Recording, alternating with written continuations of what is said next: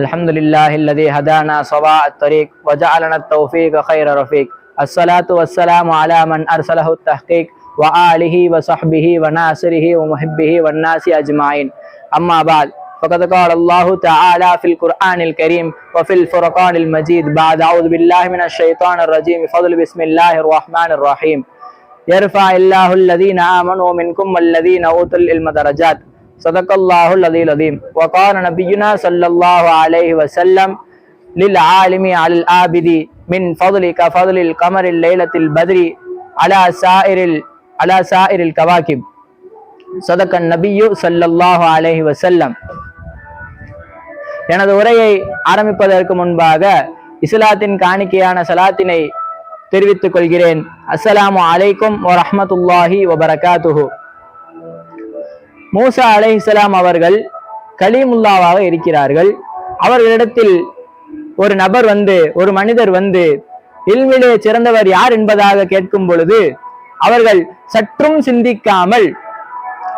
சிந்திக்காமல் நான் தான் என்பதாக கூறிவிடுவார்கள். அதற்கு அல்லாஹ் தஆலா உடனடியாக அவர்களுக்கு வஹி அறிவிப்பான். அது என்னவென்றால், 2 கடல்கள் ஒன்று சேரும் இடத்திற்கு செல்லுங்கள், அங்கே ஒரு மனிதர் இருப்பார், அவர்களிடத்திலே நீங்கள் போய் பாருங்கள், அவர்களை நீங்கள் போய் பாருங்கள் என்பதாக கூறுவான்.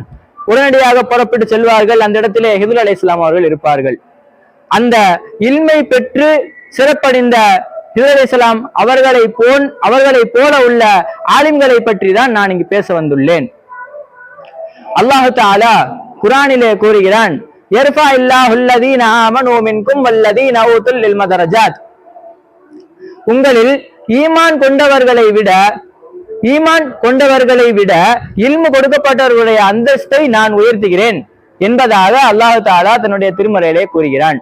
இது ஒரு புறம் இருக்க, நாயகம் ஸல்லல்லாஹு அலைஹி வஸல்லம் அவர்கள் அபூதர் ரலியல்லாஹு தஆலா அன்ஹு அவர்களை பார்த்து, நீங்கள் இல்மிலே ஒரு பகுதியை கற்று அதை பிறருக்கு கற்றுக் கொடுங்கள், ஏனென்றால் அதை கற்றுக் கொடுப்பதற்கு கூலி என்னவென்றால் 1000 ரக்காத்து தொழுவதனுடைய நன்மை கிடைக்கிறது என்பதாக கூறுவார்கள். இதிலிருந்து தெரிய வருகிறது என்னவென்றால், ஒரு ஆபிதை விட ஆலிம் சிறந்தவர் என்பதாக தெரிய வருகிறது. இவ்வாறாக அல்லாஹ் தஆலா தன்னுடைய திருமறையிலே ஆலிம்களுடைய சிறப்பை பற்றி சொல்லிக் கொண்டே போகிறான்.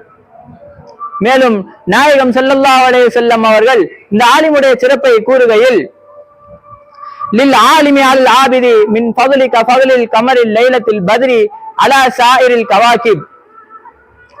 ஒரு ஆபிதை விட ஒரு ஆலிமுடைய சிறப்பு என்பதாகிறது மற்ற நட்சத்திரத்தை விட ஒரு முழு பௌர்ணமியை போல என்பதாக கூறுகிறார்கள்.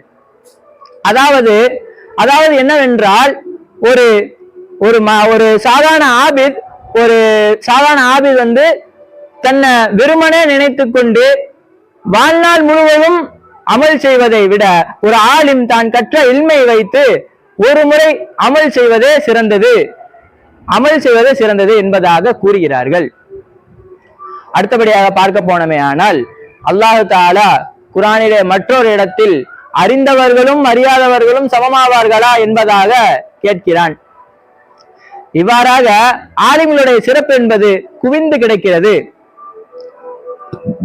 அடுத்தபடியாக பார்க்க போனமே ஆனால், நாளை மறுமை நாளிலே அல்லாஹ்வின் முன்னிலையிலே முதல் வரிசையில் நிற்பவர்கள் நபிமார்கள், அதற்கு அடுத்த வரிசையில் நிற்பவர்கள் ஆலிம்கள்.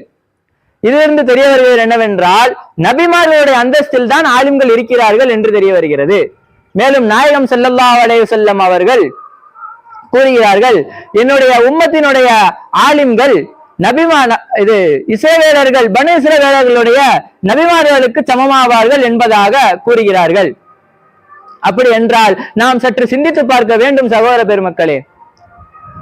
அடுத்தபடியாக பார்க்க போனமே ஆனால், நாயகம் ஸல்லல்லாஹு அலைஹி வஸல்லம் அவர்கள் கூறுகிறார்கள், லம் யுவரிசு தீனாரன் வலா திர்ஹமன் இன்னமா வரிசுல் இல்ம். என்னுடைய உம்மத்தினுடைய ஆலிம்கள் பணத்திற்கு சொந்தக்காரர்கள் அல்ல, மாறாக என்னுடைய இல்மிற்கு சொந்தக்காரர்கள் என்பதாக கூறியிருக்கிறார்கள். ஒரு முறை அல்லாஹ் தஆலா நாயகம் ஸல்லல்லாஹு அலைஹி வஸல்லம் அவர்கள் கூறுகிறார்கள், நாளை மறுமையிலே அல்லாஹ் தஆலா கியாமத் நாளிலே ஒரு காரியை அழைத்து நான் கொடுத்த நியாமத்தை வைத்து நீ வாழ்நாளில என்ன செய்தாய் என்பதாக கேட்கும் பொழுது அந்த காரி சொல்வார், நீ கொடுத்த நியாமத்தை வைத்து நான் அந்த இல்மை கற்றுக்கொண்டேன், பிறருக்கும் கற்றுக் கொடுத்தேன், அந்த குரானை உன்னுடைய குரான் ஆகிய அந்த வேதத்தை நான் பிறருக்கும் ஓதி காண்பித்தேன் என்பதாக கூறியதற்கு கூறுவான் அந்த காரி. அதற்கு அல்லாஹ் தஆலா, இல்லை நீ பொய் சொல்கிறாய், நீ உன்னை காரி என்று சொல்ல வேண்டும் என்பதற்காக தான் நீ இவ்வாறு செய்தாய், எனவே அவ்வாறு சொல்லப்பட்டு விட்டது, எனவே உன்னுடைய அந்த காரி என்ற பட்டம் அந்த உலகத்திலேயே முடிந்து விட்டது, இந்த கியாமத் நாளிலே எந்த ஒரு கூலியும் கிடையாது, எனவே நீ நரகத்திற்கு செல் என்பதாக கூறுவான். ஆக நாம் கற்கக்கூடிய கல்வியை நல்ல முறையில் கற்று பிறருக்கும் கற்றுக் கொடுப்பதற்கு வல்லோன் அல்லாஹ் உங்களுக்கும் எனக்கும் தௌஃபீக் செய்வானாக. வாஹிரு தஅவானா அல்ஹம்துலில்லாஹி ரப்பில் ஆலமீன். அஸ்ஸலாமு அலைக்கும் வரஹ்மத்துல்லாஹி வபரகாத்துஹு.